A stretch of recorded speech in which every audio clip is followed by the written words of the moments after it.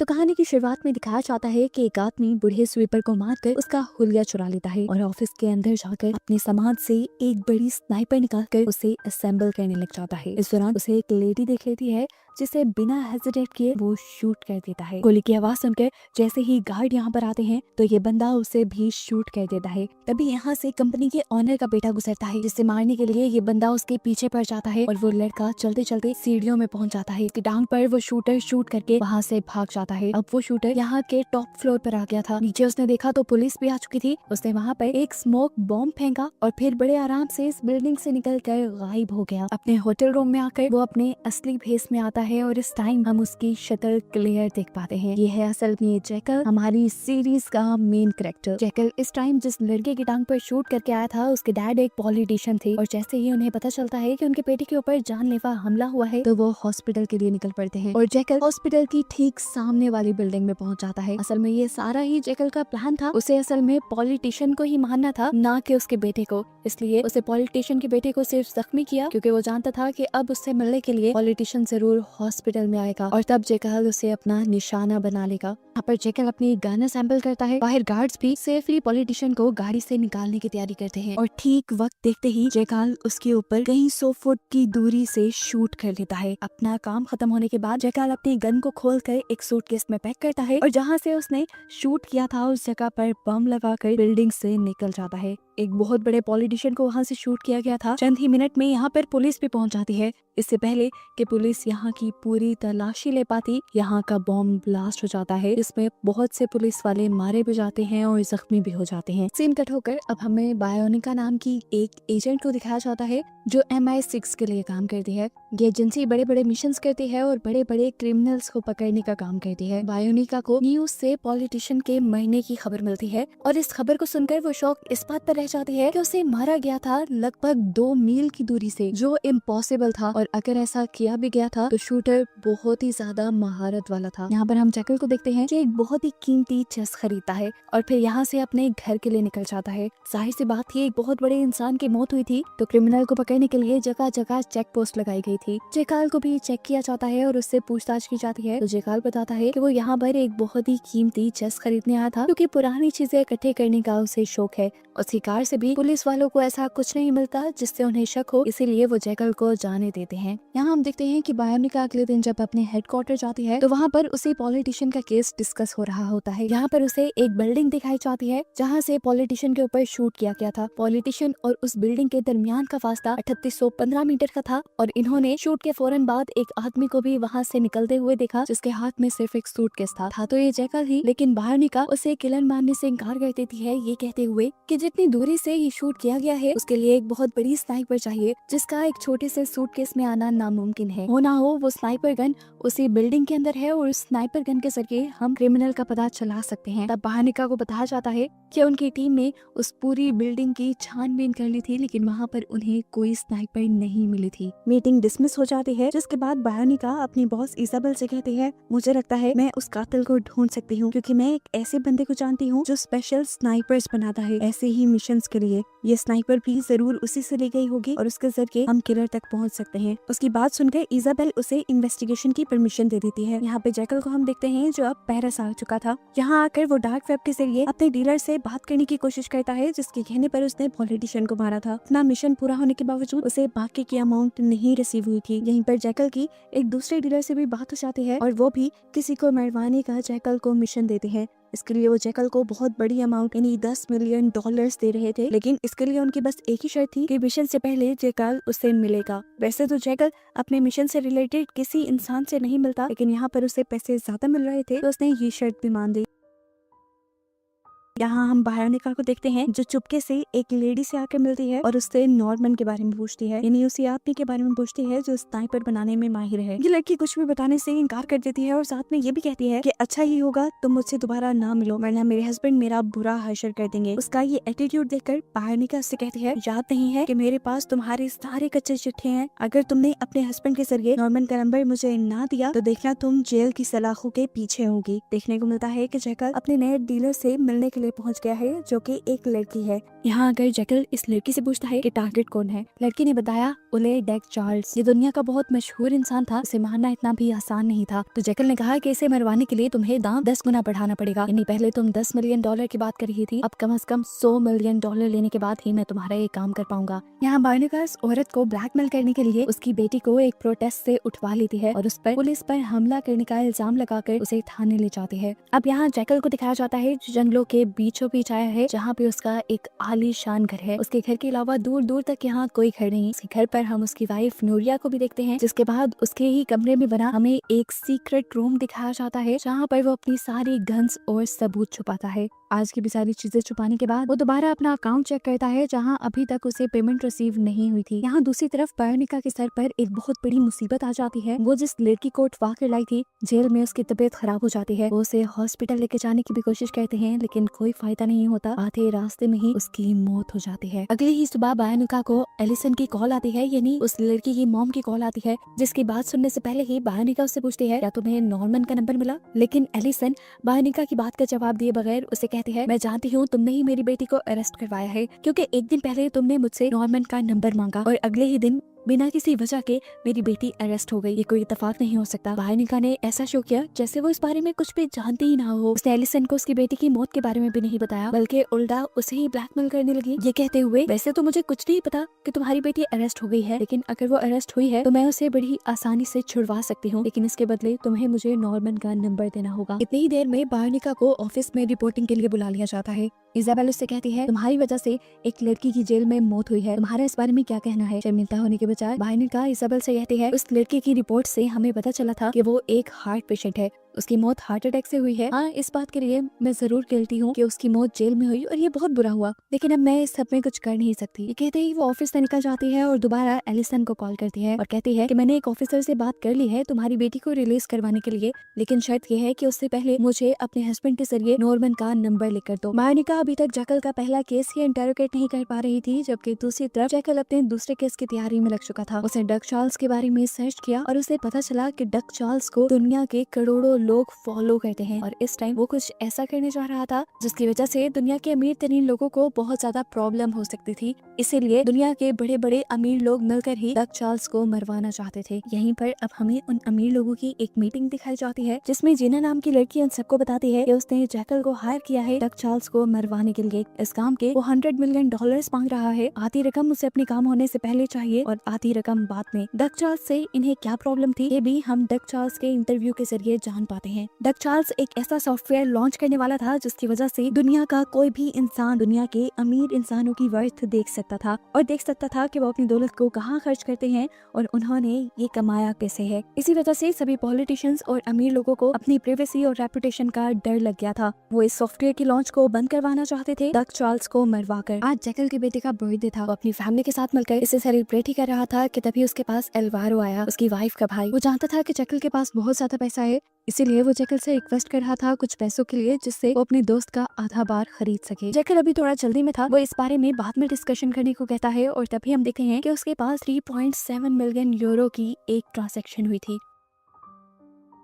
ये अमाउंट उसे नए मिशन के लिए दी गई थी, जिसके लिए अभी उसे जाना था। उसकी वाइफ नूरिया उसे एयरपोर्ट तक छोड़ने के लिए आती है, जहाँ से उसे जर्मनी जाना था। लेकिन अजीब बात थी, नूरिया के जाते ही वो अपना रास्ता बदल लेता है। वो एक बैंक में जाता है, वहाँ से कुछ कैश लेता है और एक नकली आइडेंटिटी कार्ड और पासपोर्ट लेकर यहाँ से दोबारा एयरपोर्ट के लिए निकल जाता है। और इस दौरान हम देखते हैं कि नूरिया की नजर उसके ऊपर पड़ जाती है।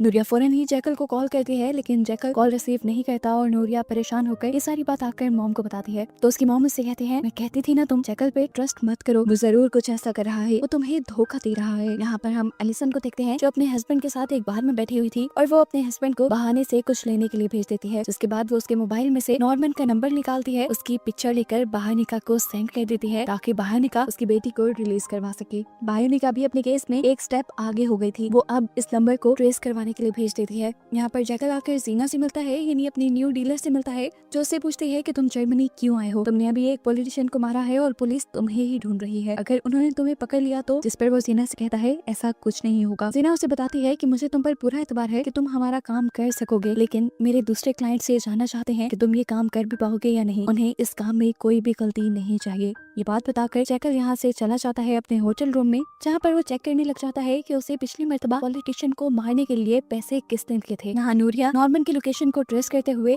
अपनी पूरी फोर्स लेकर वहाँ पहुँच जाती है। नॉर्मन को जैसे उनके आने का पहले से ही पता चल गया था, वो अपने हथियार लेकर तैयार था। जैसे ही इन लोगों ने आकर रेड किया, नॉर्मन ने शूट करते हुए यहाँ 2 आदमियों को मार दिया और फिर अपनी गन लेते हुए अपनी गाड़ी में बैठकर यहाँ से भाग गया और बाहर निकाल उसे पकड़ नहीं पाई। अलबत्ता उसे यहाँ पर एक सूटकेस मिल गया। बाहर निकाल उस सूटकेस और अपने मरे हुए साथियों को अपनी कार में डालते हुए अपने ऑफिस के लिए निकल गई। अब क्योंकि बाहर निकाल का मतलब पूरा हो गया था, तो उसने किसी के जरिए एलिसन को ये खबर पहुंचा दी थी कि उसकी बेटी पुलिस कस्टडी में मर चुकी है। ये सुनकर एलिसन और उसके हस्बैंड दोनों को ही बहुत दुख होता है और वो इस शहर को छोड़कर लंदन के लिए निकल जाते हैं। बाइनिका वो सूटकेस लेकर अब हेडक्वार्टर पहुंचती है और इजाबेल और बाकी लोगों को वो सूटकेस दिखाते हैं जिसके अंदर एक पूरी स्नाइपर गन थी, जिसे चलाने से पहले असेंबल करना पड़ता था। बाइनिका ने बताया कि मैं इस सूटकेस को लेकर सफर करते हुए हेडक्वार्टर तक पहुंच गई, लेकिन मुझे किसी ने नहीं पकड़ा। किसी को इस सूटकेस के ऊपर शक भी नहीं होता। जरूर नॉर्मन ने ऐसा ही सूटकेस उस किलर को भी बना कर दिया होगा और ऐसा ही एक सूटकेस उस फुटेज में भी देखा गया था। यहाँ ये बात क्लियर हो जाती है कि शूटर जो कोई भी है वो नॉर्मन को जानता है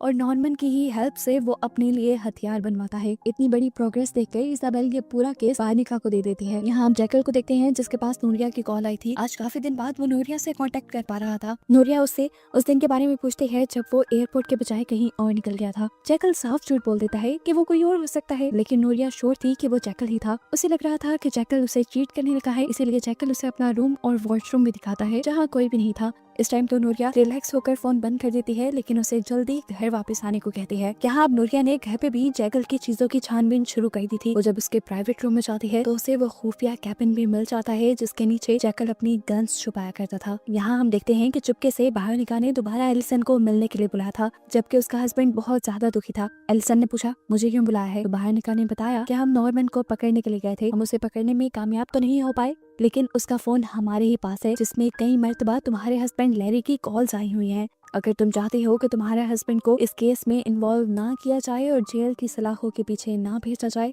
तो तुम उसके जरिए पता चलवाओ कि नॉर्मन अब है कहाँ। एलिसन इस वक्त जितने दुख में थी वो बाहर निकाल के ब्लैकमेलिंग में नहीं आती और कहती है कि तुम्हारी वजह से मेरी बेटी मारी गई, अब तुम जो कुछ भी कर लो मैं तुम्हारी बात नहीं मानने वाली। ये कहकर वो अपने रूम में वापस आ जाती है जहाँ पर उसका हस्बैंड उसका फोन मांगता है। एलिसन के फोन की पिक्चर से उसे पता चल जाता है कि एलिसन ही वो थी जिसने नॉर्मन यानी लैरी के भाई का नंबर बायोनिका को दिया था। ये देखकर उसे एलिसन पे इतना ज्यादा गुस्सा आता है कि वो एलिसन को मारना शुरू कर देता है। एलिसन अपनी जान बचाने के लिए रूम से बाहर भी आती है, लेकिन उसका हस्बैंड उसे घसीटते हुए कमरे के अंदर ले जाता है और मार मार कर उसको जान से खत्म कर देता है। ऑफिस आने पर बायोनिका को केस में एक और प्रोग्रेस नजर आती है। बताती है कि पॉलिटिशियन को मारने से पहले नॉर्मन को एक जैकल नाम के बंदे ने बार बार कॉल्स की थी, इसीलिए बायोनिका अब अपने टीम मेंबर्स को जैकल के बारे में पता चलाने को कह देती है। यहाँ जैकल एक होटल की पार्किंग में जाता है और एक कार के ड्राइवर को मारकर उसका हुलिया ले लेता है। ऊपर देखने को मिलता है कि जिस पॉलिटिशियन को जैकल ने मारा था उसका फ्यूनरल था, जहाँ कोई भी दुखी नजर नहीं आ रहा था। सबको अपने हिस्से की पड़ी थी, उसकी वाइफ को भी और बेटी को भी। बेटा फिलहाल चुप था जो फ्यूनरल के बाद यहाँ से निकल जाता है। उसी की टांग पर जैकल ने गोली भी मारी थी। देखने को मिलता है कि ड्राइविंग सीट पर इस टाइम जैकल ही था जो अपने साथ बैठे हुए बॉडीगार्ड को मार देता है और फिर उस लड़के से कहता है तुम्हें मुझे उस दिन गाली नहीं देनी चाहिए थी। जैकल को देखकर वो लड़का डर गया और उसने कहा लेकिन मैंने तुम्हें अपने डैड को मारने के पैसे दिए थे और तुमने मुझे ही गोली मार दी थी, तो फ्लो में निकल गया और इसी वजह से मैंने तुम्हें तुम्हारे बाकी पैसे भी नहीं दिए। असल में जैकल भी पता लगा कर आया था कि पॉलिटिशियन को मरवाने वाला था कौन और किसने उसके पैसे रोके थे। उसका ये कन्फेशन होते ही वो अब गाड़ी को मोड़ देता है और दूसरे रास्ते पे ले जाता है। यानी जैकल ने अब इस लड़के को किडनैप कर लिया था और उसने अभी तक का जितना भी कन्फेशन सुना था उसके फोन की कॉल के जरिए दूसरे बॉडीगार्ड भी सुन चुके थे। एक सुनसान जगह पर जाकर जैकल उसे शूट कर देता है और फिर उसकी गाड़ी में बॉम्ब लगाकर निकल जाता है। कुछ देर में बॉम्ब ब्लास्ट होने पर वहाँ पर सारे सबूत मिट जाते हैं। दूसरी तरफ हम देखते हैं कि जैकल की वाइफ नूरिया ने अपने भाइयों को बुला लिया था जैकल के बारे में छानबीन करने के लिए। यहाँ पर वो जैकल के लॉकर को भी खोलने की कोशिश करते हैं ये जानने के लिए कि उसके पास कितना पैसा है, लेकिन तीनों मिलकर भी उसके लॉकर को नहीं खोल पाते। उसके बाद एल्वारो यानी नूरिया का भाई मैप के जरिए देखता है कि इस घर के अंदर एक सीक्रेट रूम भी है, जिसे किसी तरह तोड़कर उस रूम के अंदर पहुंच जाते हैं जहां इन्हें मिलता है बहुत सारा पैसा और फेक आइडेंटिटीज। उस दरवाजे के खुलते ही जैकल का भी सिक्योरिटी अलर्ट काम करने लग जाता है और जैकल को पता चल जाता है कि नूरिया और उसका भाई एल्वारो उसके सीक्रेट रूम में गए हैं। इन्हीं सारी सोचों में जैकल सफर कर ही रहा था कि गलती से उसका एक्सीडेंट हो गया। वैन वाला उसके पीछे पड़ जाता है और जैकल उसे कुछ पैसे देकर सारा मामला कंट्रोल करने की कोशिश करता है, पर बदकिस्मती से वहीं पर पुलिस आ जाती है। वो दोनों के कार के डॉक्यूमेंट्स मांगती है और उसके बाद जैकल से कहती है कि मुझे तुम्हारे कार की तलाशी लेनी है। कार की तलाशी लेते हुए उन्हें बहुत सारे पैसे और फेक पासपोर्ट मिलते हैं, जिसकी वजह से अब जैकल फंस ही जाता है। लेकिन जैकल ऐसा नहीं चाहता था, इसीलिए उसने पुलिस को भी शूट कर दिया और सामने वाले आदमी को भी लगे हाथ शूट कर दिया, क्योंकि उसने जैकल को पुलिस को मारते हुए देख लिया था। दोनों के हाथ में फिर उसने गन इस तरह पकड़ाई कि देखने वालों को लगे कि इन दोनों ने आपस में एक दूसरे को शूट कर दिया है। सारा माहौल सेट करने के बाद वो यहाँ से निकल गया, जिसके बाद रास्ते में उसने अपनी वाइफ नूरिया को कॉल की और उसे बताया कि मैं आजकल पेरिस में हूँ और तुम भी थोड़े दिन के लिए पेरिस आ जाओ, मैं तुम्हें कुछ बहुत ही इम्पोर्टेंट बताना चाहता हूँ। नूरिया उसकी बात मान जाती है और वो पेरिस का एक होटल रूम बुक करता है नूरिया के लिए। कुछ देर में हमें दिखाया जाता है कि नूरिया रूम में आ जाती है और आते ही जैकल को एक जोरदार थप्पड़ मारती है उसके झूठ के लिए। लेकिन जैकल यहाँ पर अपने सारे झूठ को भी बहुत अच्छे से संभाल लेता है और नूरिया से कहता है, असल में मैं एक सीक्रेट एजेंट हूँ और मुझे बहुत से मिशंस मिलते हैं जिन्हें मैंने खुफिया तौर पे पूरा करना होता है। मैं कोई बुरा काम नहीं कर रहा, लेकिन क्योंकि मैं सीक्रेट एजेंट हूँ इसीलिए मुझे अपनी आइडेंटिटी छुपानी पड़ती है। मेरी जान को भी इन सारे मिशंस में खतरा रहता है, इसीलिए मुझे अपने मिशंस के बारे में किसी को बताने के भी ऑर्डर्स नहीं होते। इसीलिए उस दिन भी मैं मिशन के लिए ही निकल रहा था और नहीं चाहता था कि तुम्हें मेरी असली लोकेशन पता चले, इसलिए मैंने तुम्हें जाते हुए कहा कि मैं जर्मनी जा रहा हूँ। जब जैकल को लगा कि नूरिया उसकी बातों में आने लगी है तो उसने कहा, नूरिया मैं जल्द ही तुम्हारे और अपने बेटे के लिए ये काम छोड़ दूंगा और फिर आकर बस मैं अपनी फैमिली के साथ रहूंगा। यहाँ पर हम देखते हैं कि सीना अपने उस बॉस से मिली है जिसने डक चार्ल्स को मरवाने के लिए ही असल में जैकल को हायर किया था। उसे खबर मिली थी कि जैकल ने उस पॉलिटिशियन के बेटे को भी मार, जिसकी वजह से उसके पीछे खतरा बहुत ज्यादा बढ़ चुका है। डर है कि पुलिस उसे पकड़ लेगी और इन्हें उससे ज्यादा ये भी डर है कि अब वो डक चार्ल्स को मार भी पाएगा कि नहीं। वो जीना से कहते हैं, जो भी हो हमारा काम जरूर होना चाहिए।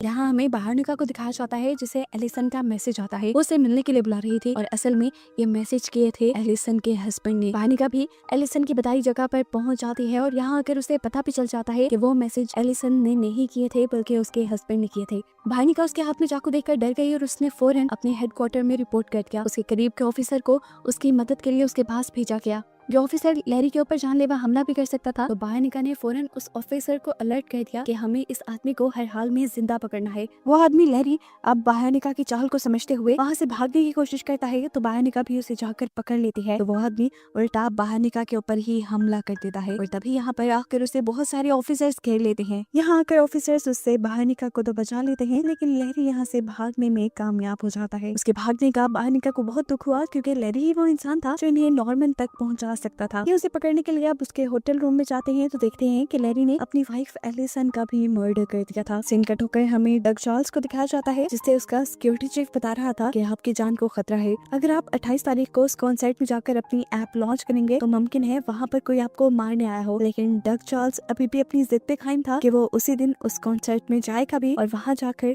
अपनी ऐप भी लॉन्च करेगा। यहाँ पर हमें अब वो कॉन्सर्ट हॉल दिखाया जाता है जिसके अंदर आकर डग चार्ल्स ने ऐप को लॉन्च करना था। यहाँ पर जैकल आया था मिशन से पहले इंस्पेक्शन करने के लिए कि कौन सी जगह ठीक रहेगी जहाँ से वो डग चार्ल्स को मारने में कामयाब हो पाए। जैकल कॉन्सर्ट हॉल की सीलिंग के ऊपर चढ़ जाता है और वहाँ से कॉन्सर्ट हॉल की हर एंगल की पिक्चर लेने लग जाता है, लेकिन तभी गलती से उसका पाँव डगमगाता है और वो नीचे गिरने ही वाला होता है, लेकिन सीलिंग को ही पकड़ कर लटक जाता है। फोन उसका नीचे गिर चुका था, लेकिन खुद वो बचकर ऊपर दोबारा खड़ा हो गया। फिर वो सीलिंग से उतरकर नीचे आया और रस्मस नाम के एक आदमी से मिला जो यहाँ पर स्वीपिंग का काम करता था। जैकल जानता था ये आदमी उसके काम का है, इसीलिए वो इस आदमी से दोस्ती भी कर लेता है। यहाँ पर बयानिका जो अपने घर जाती है तो देखती है कि लैरी पहले से ही उसके घर पे मौजूद था, जिसे वो ढूंढती आ रही थी। उसने बयानिका की बेटी को बंदी बनाया हुआ था। लैरी अपनी बेटी की जान का बदला लेने के लिए आया था। वो कहता है, तुमने मेरी बेटी को मारा था, देखो अब मैं तुम्हारी बेटी को तुम्हारी आंखों के सामने मारूंगा। इससे पहले कि वो कुछ करता, बयानिका उसकी टांग पे गोली मार देती है और अपनी बेटी को आजाद करवा लेती है। लैरी जख्मी वहीं पड़ा था। तभी बयानिका ने उससे पूछा, नॉर्मन कहाँ है? वो तो अपनी इन्वेस्टिगेशन यहीं पे पूरी कर लेती अगर उसकी बेटी ना डरती तो। यहाँ हम देखते हैं कि जैसे ही जैकल अपने रूम में पहुंचता है, सीना वहाँ पहले से ही उसका इंतजार कर रही होती है। वो बहुत ज्यादा गुस्से में थी। वो जैकल से पूछती है कि तुम उस पॉलिटिशियन के बेटे को मारने के लिए उसके पीछे क्यों गए? अब तुम जानते हो तुम्हारे पीछे कितनी पुलिस पड़ गई है और मेरे क्लाइंट्स को ये लगने लगा है कि तुम उनका मिशन पूरा नहीं कर पाओगे। उसकी बातें सुनकर जैकल को गुस्सा आ रहा था और वो समझ गई। उसने अपनी टोन ठंडी की और जैकल से कहा कि अगर इस सब में तुम्हें हमारी कहीं भी मदद चाहिए तुम हमें कह सकते हो। सीन कट होकर हमें दिखाया जाता है कि लैरी अब हॉस्पिटल में एडमिट था, जहाँ पर बहानिका उसे टॉर्चर करते हुए उससे पूछते हैं, मुझे जितनी जल्दी हो सके बता दो नॉर्मन कहाँ है, नहीं तो तुम्हें ऐसे ही टॉर्चर करूंगी, और अगर तुमने नॉर्मन का एड्रेस हमें बता दिया तो तुम्हें तुम्हारी बेटी और वाइफ का फ्यूनरल भी करने दिया जाएगा। लैरी ने बहानिका को अब नॉर्मन के घर की लोकेशन बता दी थी। वो एक व्हाइट कलर का घर था जिसके पास एक अस्तबल भी था। फाइनली अब हमें नॉर्मन को भी दिखा ही दिया जाता है, जिसके एक बाजू पे चोट लगी थी लास्ट टाइम बहानिका के हमले की वजह से। वो जहाँ रह रहा था उसके इर्द गिर्द उसने अपनी सिक्योरिटी के लिए कैमरास लगाए हुए थे, जिन्हें वो भी चेक ही कर रहा था कि उसके पास जैकल की कॉल आ गई और जैकल ने उसे कहा कि मुझे एक नए मिशन के लिए एक नया वेपन चाहिए। जैकल अपने पहले वेपन इसलिए इस्तेमाल नहीं कर सकता था क्योंकि वो सारे मेटल से बने हुए थे। इस मर्तबा उसे एक कॉन्सर्ट में जाकर अपने टारगेट को मारना था, तो उसे एक ऐसा वेपन चाहिए था जिसमें मेटल का इस्तेमाल बिल्कुल ना हुआ हो। नॉर्मन उसकी बात मान तो जाता है, लेकिन उसे बताता है कि अभी मेरे हाथ में चोट लगी हुई है, मैं इतना जल्दी तुम्हारा ये काम नहीं कर सकता। जैकल नॉर्मन को बताता है कि उसे बहुत ज्यादा जल्दी है, ये मिशन उसके लिए बहुत जरूरी है। वो नॉर्मन से कहता है कि अगर तुम नहीं बना सकते तो मैं तुम्हारी मदद के लिए वहाँ आ जाता हूँ। नॉर्मन भी जैकल को अपनी लोकेशन बता देता है। अब जैकल जैसे ही उसके शहर पहुँचता है तो देखते हैं कि नॉर्मन ही उसे खुद अपने घर तक के लिए लेने आया था। ये पूरा घर खचाखच वेपन से भरा था और यहीं पर बहुत सारे वैसे सूटकेस भी थे जैसा जैकल ने पिछले मिशन में यूज किया था। जैकल को इस मर्तबा भी वैसा ही सूटकेस बनवाना था, लेकिन उसमें मेटल नहीं चाहिए थी और जैकल ने उस सब की ड्राइंग पहले ही बनाई हुई थी, जिसे वो नॉर्मन को दिखाकर कहता है कि मुझे इसे बनाने के लिए सामान अरेंज कर दो। नॉर्मन उसे ये सारी चीजें लाकर दे देता है और कुछ ही देर में ये दोनों बड़ी आसानी से ये गन बना भी लेते हैं और नॉर्मन थोड़ी सी ये गन चलाने की ट्रेनिंग भी जैकल को देता है। यहाँ पर हम बहानिका को भी देखते हैं जो नॉर्मन को पकड़ने के लिए उसके शहर पहुंच चुकी है। हम देखते हैं कि जैकल प्रैक्टिस के लिए जंगल में पहुंचा हुआ था। प्रैक्टिस खत्म करके जैसे ही वो वापस घर के लिए मुड़ा तो उसने एक गाड़ी को नॉर्मन के घर के पास आते देखा। वो समझ गया कि ये एजेंट्स होंगे जो नॉर्मन को पकड़ने आए होंगे। हालात की संगीनी समझकर जैकल फौरन गाड़ी से उतरता है और बहानिका की कार वालों को बिना शक दिए पास के जाकर एक कैफे में बैठ जाता है और फौरन नॉर्मन को कॉल करता है उसे अलर्ट करने के लिए, लेकिन नॉर्मन सोया हुआ था, वो कॉल ही नहीं पिक कर रहा था। थोड़ी देर बाद जब वो कॉल उठाता है तो जैकल उसे कहता है यहाँ के सारे सबूत मिटा दो और इस जगह को बॉम्ब से उड़ा दो क्योंकि MI6 के एजेंट्स तुम्हें ढूंढते हुए यहाँ पहुंच चुके हैं। नॉर्मन जल्दी से यहाँ का सारा डाटा रिमूव करने की कोशिश करता है और इससे पहले कि वो यहाँ से बचकर भाग जाता है यहाँ पर शूटिंग शुरू हो जाती है जो बहानिका और उसकी टीम ने की थी। नॉर्मन भी इनसे बचने के लिए गन उठा लेता है और उन लोगों को शूट करता है। एक आध को तो वो मारने में कामयाब भी हो गया, लेकिन फिर उसकी गोलियां खत्म हो गई। जैसे ही वो रीलोड करने लगा तो बहानिका और उसके लोग जल्दी से अंदर आ गए।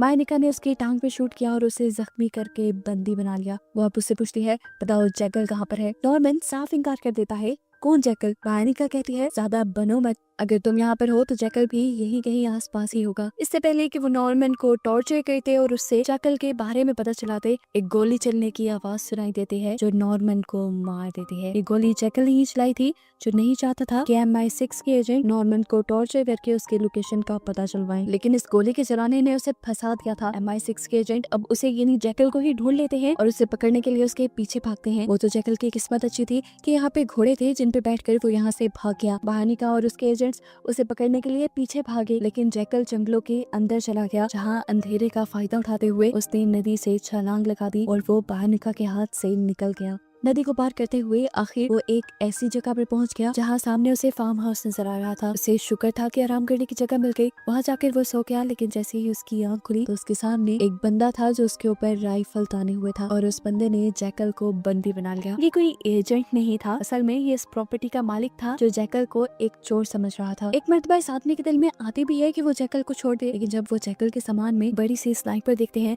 तो वो जैकल को लेकर अपने घर चला जाता है और अपने बड़े भाई को फोन करके सारी बात समझाता है। बड़ा भाई उससे कहता है कि मेरी जैकल से बात करवाओ। जैकल उनसे कहता है तुम चाहे जितने मर्जी पैसे मांग लो लेकिन मुझे छोड़ दो। जिस पर उस आदमी ने कहा ठीक है हम तुम्हें छोड़ देंगे, लेकिन उससे पहले मैं तुमसे मिलना चाहूंगा। वो आदमी अब अपने बेटे के साथ यहाँ पर आ ही रहा था कि तभी उसका भाई जो जैकल के पास था उसकी हरकतों से जैकल ने अंदाजा लगा लिया कि ये लोग जैकल को छोड़ने वाले नहीं है, इसलिए वो अब अपनी ट्रेनिंग का इस्तेमाल करता है, अपने आप को छुड़वाता है और उस आदमी की गन से उसी को मार कर यहाँ से निकल जाता है। वो यहाँ इस आदमी की कार के जरिए भागना चाह रहा था, लेकिन ये कार खराब थी। इतनी देर में उस आदमी का भाई और बेटा भी यहाँ पे आ गया। जब उस आदमी ने जाकर अंदर देखा कि उसके भाई को जैकल ने मार दिया है तो वो गुस्से में भिन भना गया। उसे पता था कि जैकल गाड़ी में ही छुपा होगा, इसलिए वो अपनी राइफल लेकर गाड़ी के पास आ गया, जहाँ गाड़ी के नीचे से जैकल ने उस पर शूट करके उसे जख्मी कर दिया। उसके बाद जैकल कार के नीचे से निकलकर उसे मार देता है। उसके बेटे ने भी ये सारा नजारा देखा था, वो डर गया, उसने अपने आप को जैकल के हवाले कर दिया और जैकल ने उसे कहा चुपचाप गाड़ी चलाओ। लड़का जैकल के कहने के मुताबिक चलने लगा। गाड़ी में बैठते ही जैकल ने अपनी वाइफ नूरिया को कॉल मिलाई। यहाँ पर जैकल नूरिया से कहता है मुझे माफ कर देना, शायद इस बार के काम में ही मैं बच ना पाऊँ और मैं कभी वापस ना आ पाऊँ। ये बात सुनकर नूरिया परेशान हो जाती है और उससे पूछती है तुम बताओ मुझे तुम कहाँ हो, मैं तुम्हें बचा सकती हूँ। जैकल नूरिया का भरोसा जीतना चाहता था, इसीलिए वो एक गेम चलता है। वो जानता था कि नूरिया को उसके सीक्रेट रूम के बारे में पहले ही पता है। वो यहाँ नूरिया को अपने सीक्रेट रूम के बारे में खुद बता देता है। अब अपनी मंजिल पर पहुंचने के बाद जैकल उस आदमी को भी मारने वाला था, लेकिन उस लड़के ने कहा प्लीज मुझे मत मारो, मेरी एक फैमिली है। उसकी बात का एतबार जैकल को हो भी जाता है क्योंकि उसके फोन पे उसकी फैमिली की एक पिक्चर भी लिखी थी। जैकल ने कहा ठीक है मैं तुम्हें छोड़ देता हूँ, लेकिन अगर मेरी बातों की भनक किसी को भी पड़ी तो मैं तुम्हारे बीवी और बच्चे दोनों को ही मार दूंगा। अब जैकल एक होटल में जाता है जहाँ पर पहले से ही नूरिया उसका इंतजार कर रही थी। वो नूरिया को मिलकर उससे माफी मांगता है और कहता है कि आज के बाद मैं ऐसा कोई मिशन नहीं लूंगा। इस मिशन के बाद मैं रिटायर हो जाऊंगा और सारा टाइम तुम्हारे साथ और अपने बेबी के साथ गुजारूंगा। नूरिया उसकी बात का यकीन कर लेती है और अब वो नूरिया के सामने ही अपना भेस बदलता है और एक बूढ़े लंगड़े आदमी की तरह तैयार हो जाता है। उसे एयरपोर्ट जाना था और वहाँ से उस कॉन्सर्ट के लिए जहाँ पर ओलेग चार्ल्स ने यानी उसके टारगेट में आना था। इसी प्लेन में हम देखते हैं कि बार्निका भी आई है क्योंकि उसे भी उसी कॉन्सर्ट की सिक्योरिटी करने का ऑर्डर मिला है।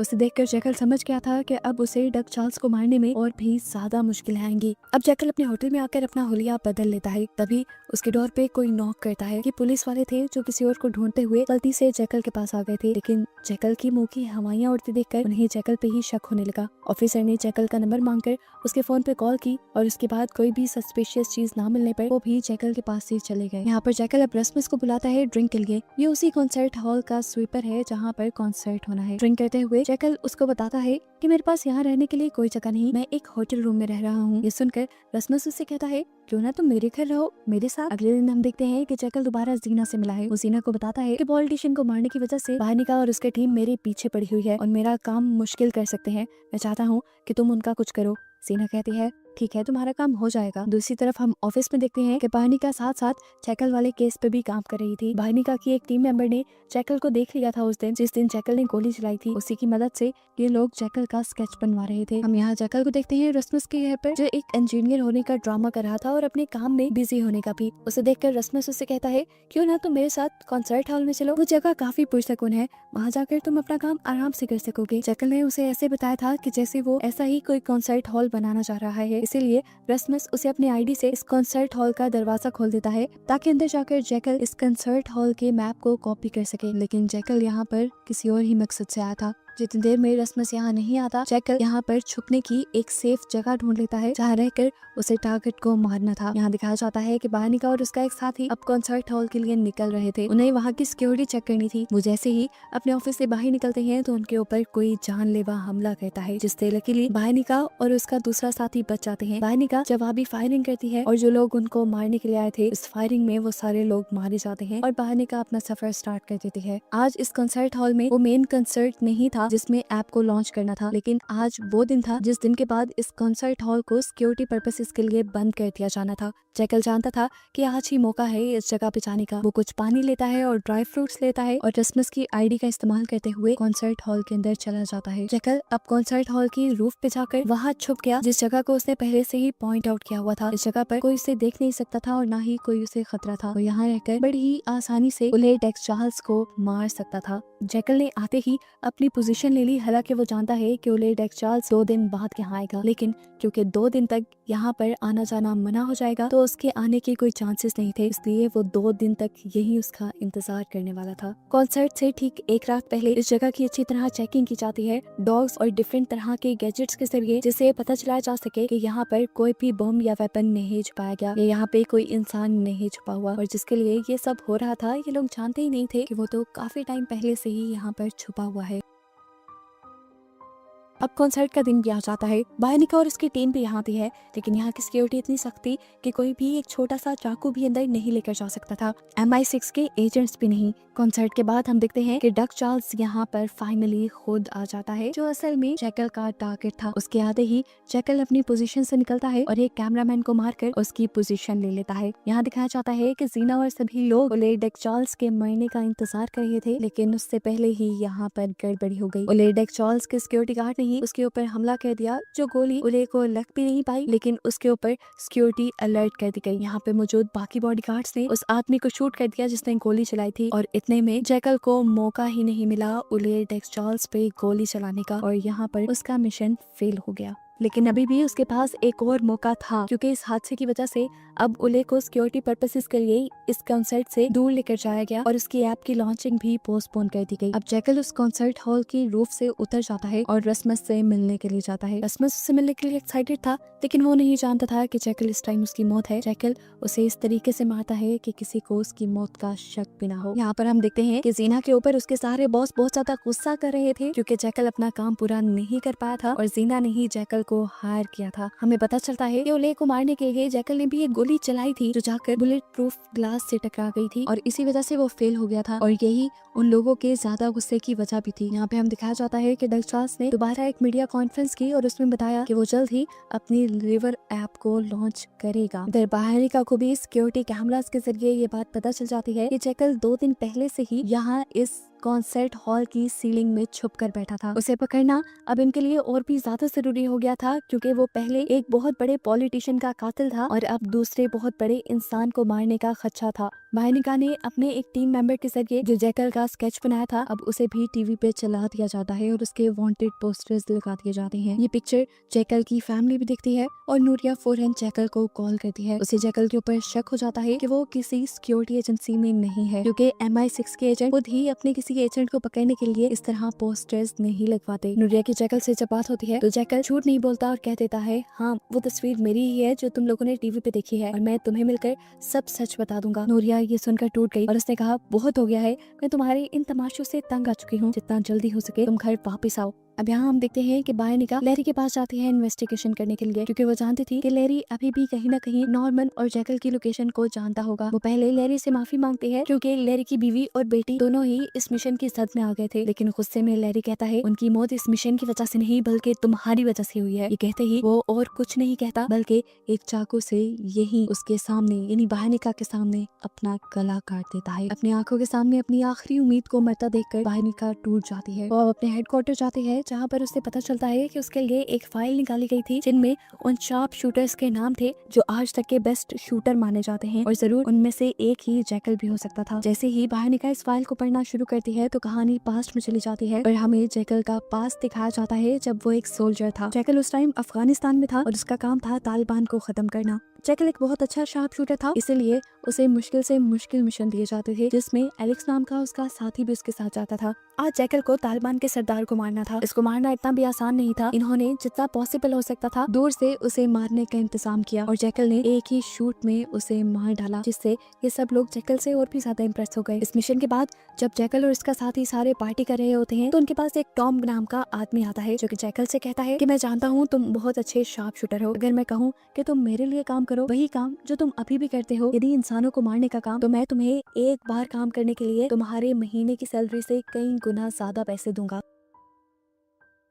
जैकल को उसकी ऑफर बुरी भी नहीं लगती, क्योंकि किसी मासूम को तो मारना नहीं था, मारना था एक बहुत बड़े गैंगस्टर को, जिसके बदले उसे $20 मिलियन भी मिल रहे थे, तकरीबन उसकी 1 साल की सैलरी। वो एलेक्स को लेकर इस मिशन के लिए चला जाता है, और जैसा उसे बताया गया था वैसी मुश्किल तो उसे पेश ही नहीं आती। वो बड़े आराम से ही एक ही शूट में उस गैंगस्टर को मार डालता है, और ये काम पूरा करते ही उसे $20 मिलियन मिल भी जाते हैं। यहाँ पे टॉम उसे कहता है कि ये तो तुमने एक काम किया है, अगर तुम चाहो तो इसी तरह और भी काम करके बहुत पैसा कमा सकते हो। अगले दिन हम देखते हैं कि जैकल एक मिशन पे था। उन्हें एक तालिबान के पूरे ग्रुप को मारना था, जो एक बड़ी दहशतगर्दी की प्लानिंग कर रहे थे। जैकल ने दूर से ही अपनी पोजीशन ले ली, और जैसे ही इनका टारगेट इनके सामने आया, जैकल ने उसे मार दिया। यहाँ पे हड़बड़ी मच गई। अंदर के लोगों ने भी इन लोगों के ऊपर शूट करना शुरू किया, लेकिन ये लोग यानी US मिलिट्री के लोग बहुत ज्यादा थे। उन्होंने शूट करके अंदर मौजूद सभी लोगों को मार दिया, और इन्हें पता चला कि अंदर कोई भी प्लानिंग नहीं चल रही थी, इनकी खबर झूठी थी, अंदर बस एक शादी हो रही थी। ये जानकर जैकल को बहुत ज्यादा बुरा लगा, लेकिन उसके लीडर को नहीं। इतनी सारी मासूम लोगों की जानों को वो सिर्फ अपनी एक गलती मानता है और बिना किसी रिग्रेट के यहाँ से चला जाता है। ये चीज जैकल को बहुत ज्यादा गुस्सा दिला देती है। वो फैसला करता है कि वो अब इनके साथ काम नहीं करेगा, जैसे ही ये लोग थोड़ी ही दूर पहुंचते हैं, जैकल सबकी गाड़ियां रुकवा देता है, ये कहते हुए कि उसे लग रहा है आगे लैंड माइन्स है। वो अपने दोस्त एलेक्स के साथ लैंड माइन्स को चेक करने के लिए जाता है, लेकिन वहाँ तो कुछ भी नहीं था। फिर जैकल ने चुपके से अपनी पॉकेट से एक रिमोट निकाला और उसका एक बटन दबाया, जिसके बाद पीछे मौजूद उनकी दोनों गाड़ियां ब्लास्ट हो गई और उसके सारे साथी भी मारे गए। ये काम जैकल ने किया था, लेकिन जैकल के दोस्त को लगा शायद उनके ऊपर हमला हुआ है। वो बुरी तरह घबरा गया, लेकिन जैकल सुकून से आगे बढ़ता रहा। उसने ये काम इसलिए किया था क्योंकि वो जानता था यूएस मिलिट्री मासूम अफगानियों को मार रही है। सीन्स प्रेजेंट में आते हैं और जैकल को हम देखते हैं जब अपने घर आया था। नूरिया बहुत ज्यादा गुस्सा थी। वो उससे पूछती है, क्या ये सच है कि तुम किसी सिक्योरिटी एजेंसी के लिए काम नहीं करते? क्या ये भी बात सच है कि तुम पैसों के लिए किसी की भी जान ले सकते हो? नूरिया उससे कहती है, मैं तो ये सारी सच्चाई जानती हूँ, लेकिन ये सच्चाई मुझे तुम्हारे मुंह से सुननी है। जैकल भी जज्बात में आ जाता है और गुस्से में उससे कहता है, हाँ मैं पैसों के लिए किसी को भी मार सकता हूँ। यहाँ पर सिचुएशन काफी खराब हो जाती है और नूरिया रोते हुए यहाँ से चली जाती है। अगले दिन तक इन दोनों के दरमियान में कोई बात नहीं होती और अगले दिन नूरिया जैकल से कहती है, क्या ये नहीं हो सकता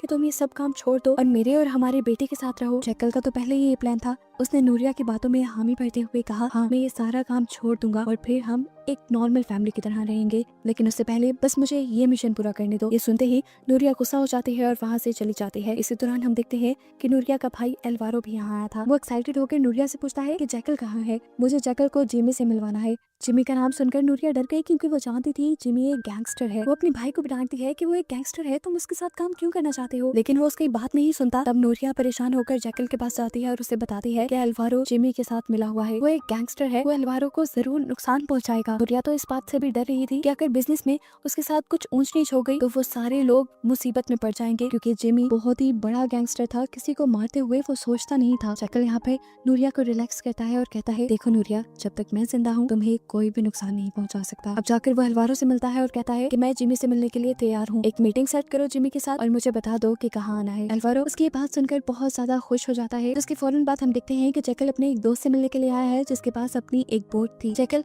उसे बोट उधार ले लेता है और उसमें अपना सामान रख के यहाँ से चला जाता है। यहीं पर हमें दिखाया जाता है कि अब एल्वारो जिमी के साथ बैठा हुआ था। वो उसे जैकल के बारे में बताता है कि जैकल के पास बहुत पैसा है, अगर वो इस डील के लिए मान गया तो हम उससे मिलियंस ऑफ डॉलर्स ले सकते हैं। अभी वो लोग बात ही कर रहे थे कि एकदम से इन्हें गोली चलने की आवाज सुनाई दी और जिमी टेबल पे गिर गया। एल्वारो ये सब देखकर परेशान हो गया, लेकिन वो ये भी जान गया कि उसे मारने वाला कोई और नहीं बल्कि जैकल ही था। अब क्योंकि जिमी एक बहुत बड़ा गैंगस्टर था तो उसके मरने की न्यूज आग की तरह फैल गई और यहाँ बहानिका को भी इस न्यूज के बारे में पता चल गया। जितनी दूरी से उसे मारा गया था, बहानिका समझ गई कि इसकी मौत के पीछे भी जरूर जैकल ही है। अगले सीन में दोबारा हम जैकल को देखते हैं जो एक नई बोट लेता है और उसमें अपना सामान रखकर चल पड़ता है डक चार्ल्स के आइलैंड की तरफ।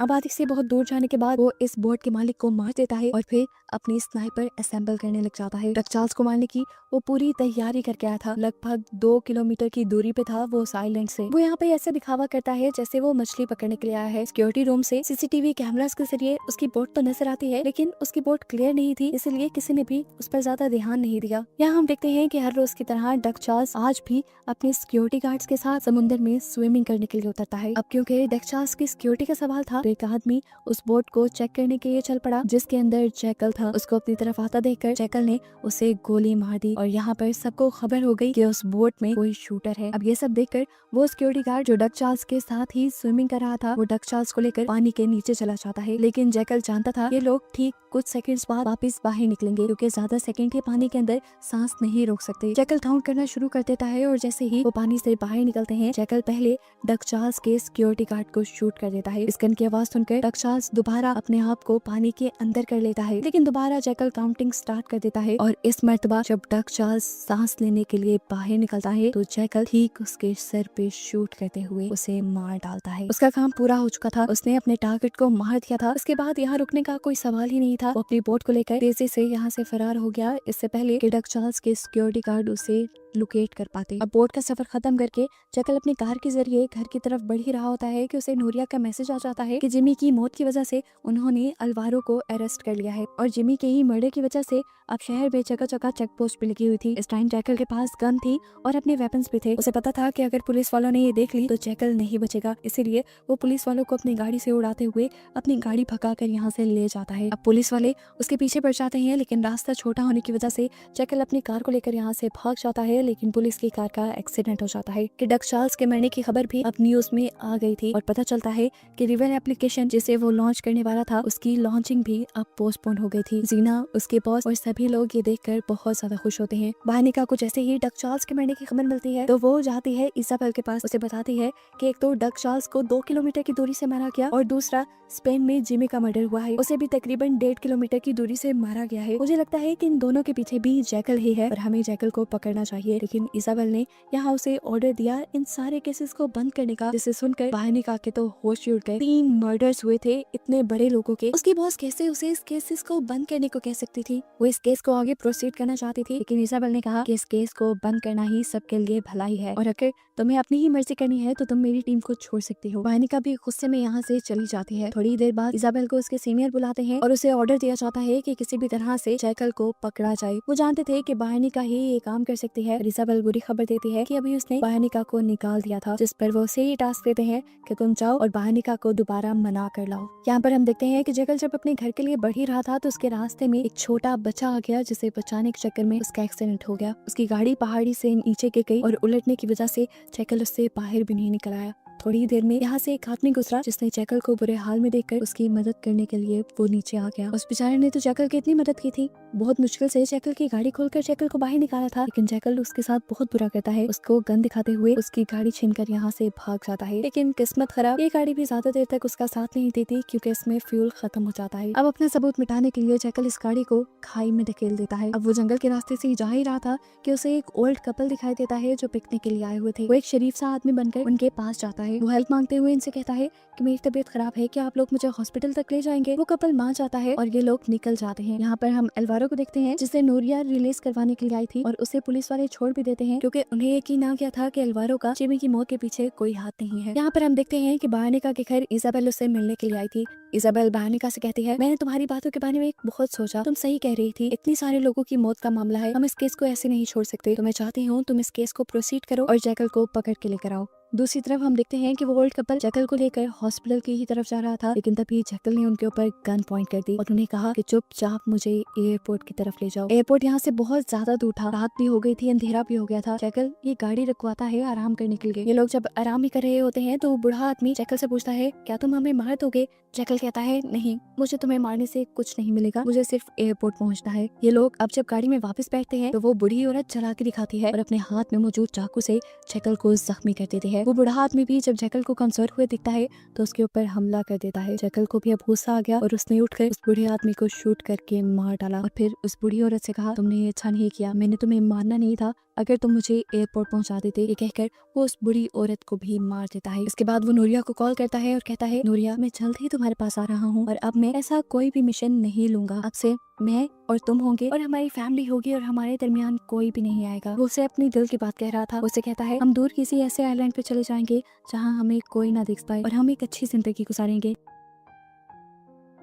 सुनकर नूरिया कहती है, हाँ ठीक है, तुम घर आ जाओ, मैं तुम्हारा वेट कर रही हूँ। हम देखते हैं कि बानिका भी स्पेन के लिए निकल चुकी थी जैकल को ढूंढने के लिए, जबकि जैकल भी अब एयरपोर्ट पे ही था। वो डार्क वेब के जरिए अपनी डीलर को मैसेज करता है और उसे पूछता है, तुमने अभी तक मेरे पैसे क्यों नहीं दिए? उसका मैसेज मिलते ही जीना अपने बॉस को कॉल करती है, जो उसके पैसे देने वाली बात को गोल मटोल करके उसे जैकल के घर वगैरह का पूछने लग जाते हैं और उसकी बातों से जीना समझ आती है कि ये लोग पैसा नहीं देना चाहते। औरत कहती है, नहीं, ऐसा कुछ नहीं, हम तुम्हें तुम्हारा पैसा देंगे, लेकिन उससे पहले तुम्हें मेरे पास आकर मिलना होगा। जीना उसका एड्रेस नोट कर लेती है और वहाँ के लिए निकल जाती है। यहाँ हम देखते हैं कि बानिका अब स्पेन पहुंच चुकी है, जहाँ आते ही वो पुलिस स्टेशन जाती है। सबसे पहले वो जिमी के मर्डर को इन्वेस्टिगेट करती है और यहाँ पर पुलिस वाले उसे बताते हैं कि हमने एल्वारो को पकड़ा था जिमी के मर्डर के कसूर में, क्योंकि आजकल वही जिमी से बहुत ज्यादा क्लोज था, लेकिन फिर वो गिल्टी बिल्कुल भी नहीं था, ये सब लोगों ने देखा भी था, इसीलिए हमने जिमी को छोड़ दिया। वो जिमी की फाइल बानिका को देती है और बानिका को ये भी बताती है कि जिमी को छुड़वाने के लिए उसकी बहन आई थी और उसकी बहन की शादी एक बहुत ही अमीर आदमी से हुई है। वो अब बानिका को नूरिया के घर का एड्रेस भी दे देती है, यानी ऑटोमेटिकली अब बानिका पहुंच रही है जैकल के घर। बायोनिका को तो इस बात की भिनक भी नहीं थी कि वो जैकल का ही घर है, इसीलिए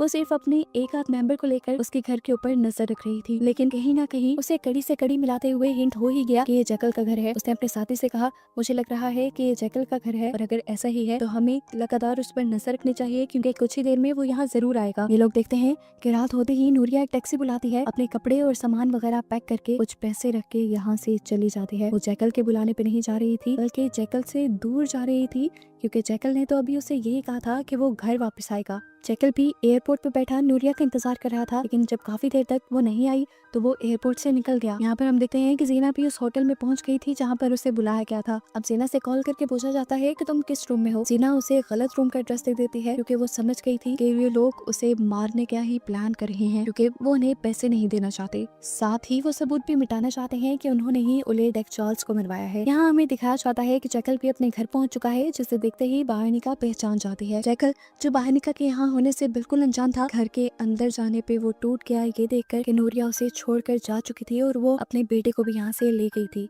इसी टाइम पे उसे जीना की कॉल आती है, जो उसे बताती है कि उन लोगों ने हमें धोखा दिया है, वो हमें पैसे भी नहीं दे रहे, उल्टा हमें मरवाना चाहते हैं। ये बात सुनकर अब जैकल को पता चल गया था कि कोई भी उसे मरवाने आ सकता है। उसे अपनी सेफ्टी के लिए यहाँ से भागना था, तो जल्दी से एक बड़ा सा बैग लेता है, अपने पास मौजूद पैसों को उस बैग में भरने लगता है ताकि वो भी यहाँ से भाग जाए। दिखाया जाता है कि बायनिका और उसका साथी भी घर के अंदर घुस चुके थे। इससे पहले कि वो जैकल को पकड़ पाते, एल्वारो नशे में घर के अंदर आ जाता है, जिसे बायनिका मार देती है। गोली की आवाज सुनकर जैकल समझ गया था कि यहाँ पे कोई आ गया है उसे पकड़ने के लिए। वो जल्दी से अपने घर की लाइट काट देता है और अपने सीक्रेट रूम में छुप जाता है। ये लोग जब तक लाइट ठीक करके जैकल को हर जगह ढूंढने की कोशिश करते हैं, जैकल उन्हें कहीं नहीं मिलता। ये लोग अब आकर लॉन्च में खड़े हुए थे कि तभी बायनिका के साथी ने देखा कि बायनिका के ऊपर किसी ने पॉइंट किया हुआ है। वो बायनिका को बचाने के लिए उसके सामने आ जाता है और जैकल जब गोली चलाता है तो वो गोली उसे लग जाती है। बायनिका अपने पार्टनर की मौत से बहुत ज्यादा दुखी हो गई थी, लेकिन फिलहाल उसे अपने आप को बचाना था। वो गन ताने आगे की तरफ बढ़ती है और कहती है, जैकल मैं तुम्हें जानती हूँ, मुझे बस इतना जानना है कि तुमसे ये सब करवा कौन रहा है। इससे पहले कि जैकल कोई जवाब देता, वो घूमता हुआ उसके पीछे आ गया और बायनिका जैसे ही पीछे मुड़ी तो जैकल ने उसे भी शूट करके मार दिया। इनको खत्म करने के बाद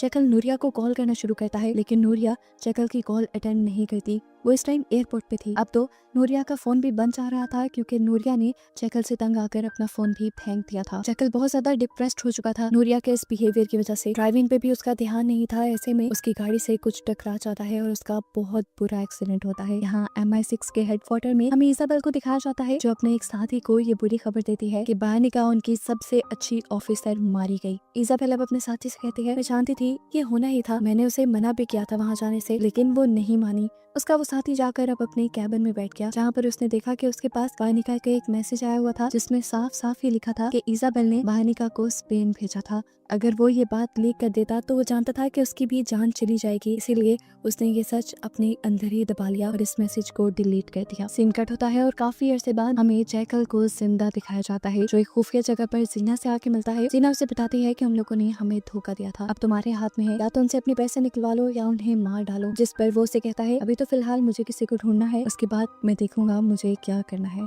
और बस यही कहते हुए ये सीजन यहाँ पर खत्म हो जाता है।